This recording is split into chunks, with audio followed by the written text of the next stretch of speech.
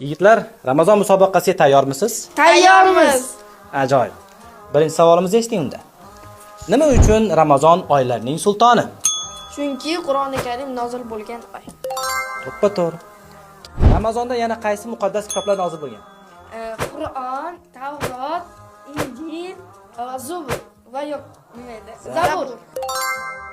To'ppa-to'g'ri. Keyingi savolimiz, Ramazon so'zining ma'nosi nima? Voy, nima? Yondiruvchi. Qani o'rgangansiz? Xo'p, keyingisi. Ramazon haqida bitta hadis. Payg'ambarimiz sollallohu alayhi vasallam aytganlarki, osmon eshiklari ochilib, do'zax eshiklari yopilib va shaytonlar kishanlanadi degan. Ajoyib, to'ppa-to'g'ri. Xo'p, keyingi savolimiz, Ramazon Karim deyiladi, to'g'rimi? O'sha Karim so'zining ma'nosi nima? Karim degani saxiylik va yaxshilikchi, barcha yaxshiliklarni jamlovchi degan. Keyingisi. Xo'p, Ramazonda qaysi kecha bor? Laylatul qadr. Buni hamma biladi. Endi savolni eshiting.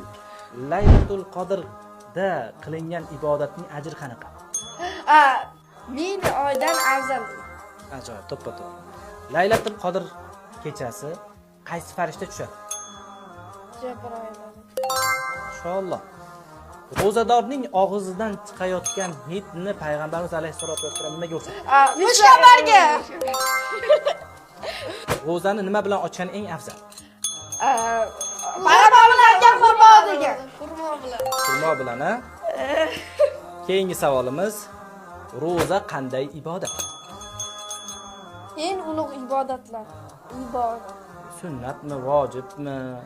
Farz. Vojib. Va yo'q. Sunnat. Kim farz deydi? Ne? To'ppa-to'g'ri. Men birinchidan aytdim. Barchamizga kirib kelgan Ramazon oyi muborak bo'lsin. Sizlarga ham muborak bo'lsin.